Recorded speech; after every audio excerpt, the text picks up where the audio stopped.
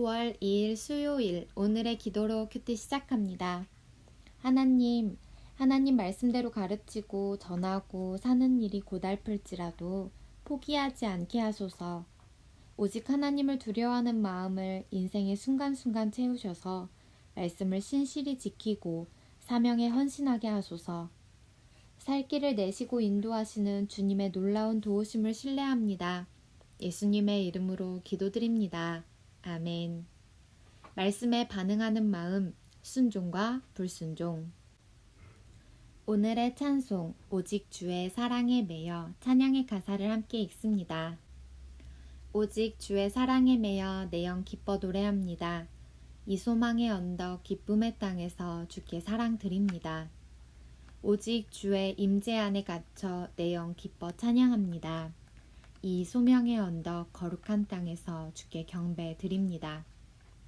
주께서 주신 모든 은혜 나는 말할 수 없네. 내 영혼 즐거이 주 따르렵니다. 주께 내 삶 드립니다. 아멘. 에레미야 26장 16절에서 24절 말씀.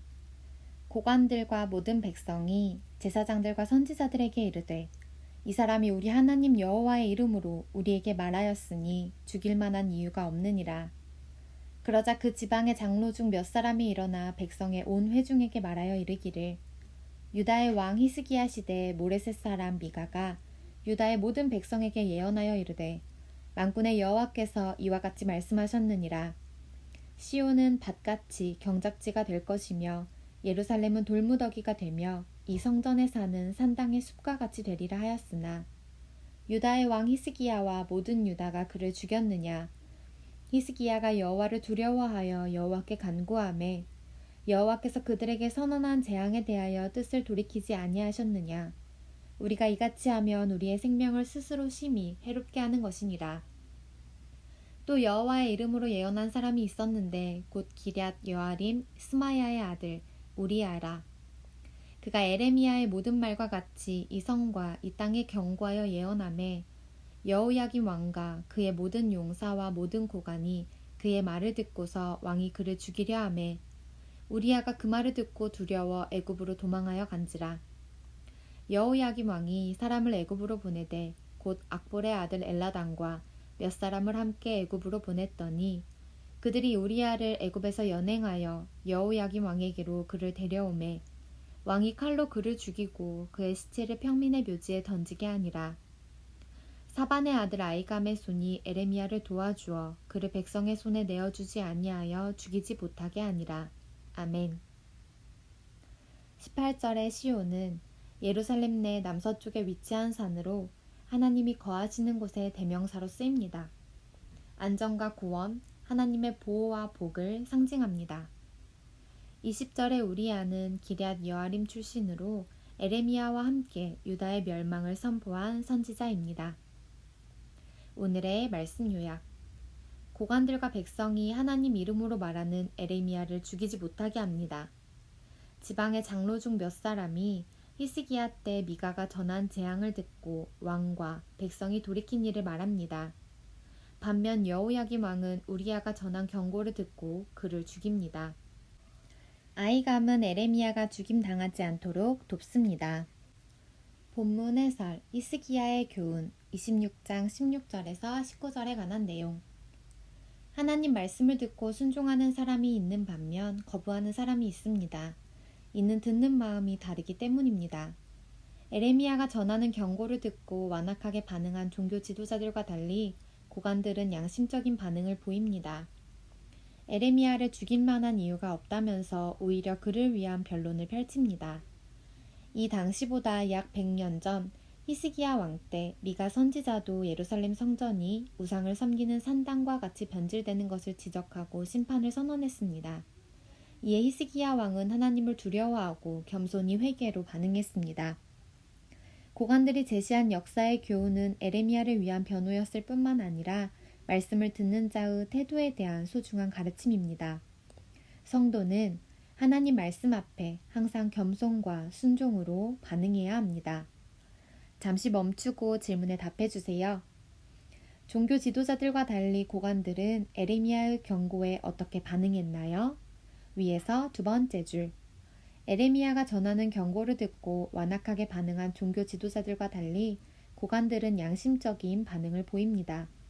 에레미야를 죽일 만한 이유가 없다면서 오히려 그를 위한 변론을 펼칩니다. 하나님의 경고를 사랑으로 듣고 겸손히 순종할 일은 무엇이 있나요? 우리 각자에게 주셨던 말씀을 떠올려 보며 이 질문에 답해 봅시다. 여호야김의 교훈 26장 20절에서 24절에 관한 내용. 사명자에게는 죽음을 각오하는 헌신이 필요합니다. 우리야도 에레미야와 같은 경고의 메시지를 전한 선지자였습니다. 우리야의 고향인 기럇 여아림은 언약궤가 약 20년간 머문 장소였는데 그곳에서 우리야는 하나님 말씀에 대한 경외심도 배양했을 것입니다. 그러나 여호야김 왕은 우리야가 전하는 하나님 말씀을 거부하고 권력을 사용해 애굽에 사람을 보내 우리야를 데려와 죽였습니다. 에레미야도 동일한 위기에 처했지만 아이감에 의해 보호를 받습니다. 왕의 손에 죽임당한 우리야도 아이감의 도움으로 죽음을 면한 에레미야도 하나님의 섭리 아래 있습니다. 신실한 사역자는 자신의 생명과 자신의 모든 것을 하나님께 맡깁니다.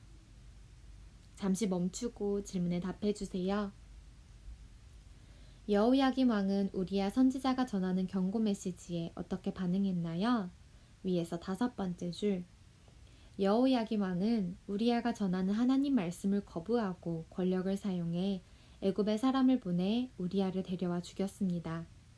에레미야도 동일한 위기에 처했지만 아이감에 의해 보호를 받습니다.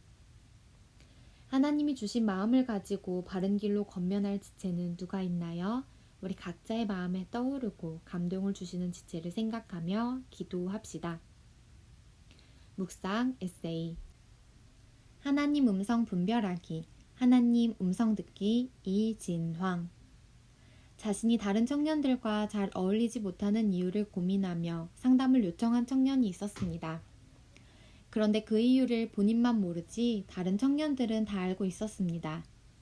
그는 항상 공격적인 말투와 단어를 사용했기에 관계에서 시비와 상처가 있었던 것입니다. 그래서 제가 그 형제의 말투를 영상으로 찍은 후 다른 청년들이 말하는 모습과 비교해 보여준 적이 있습니다. 그 청년은 적지 않은 충격을 받았고 그 후 하나님 말씀에 비추어 자신을 돌아보며 거친 말투와 언어 습관을 부드럽게 고쳐갔습니다. 그렇게 청년은 하나님의 사랑을 담아 이야기하는 모습으로 성장해 갔습니다. 하나님의 음성을 듣는 사람은 그 음성을 삶에 적용하고자 노력해야 합니다. 공동체 관계 속에서, 사회 속에서, 나와 하나님과의 관계 속에서 나의 연약함과 부족함을 돌아보게 만드는 음성이 있다면 그것은 하나님의 음성이 분명합니다.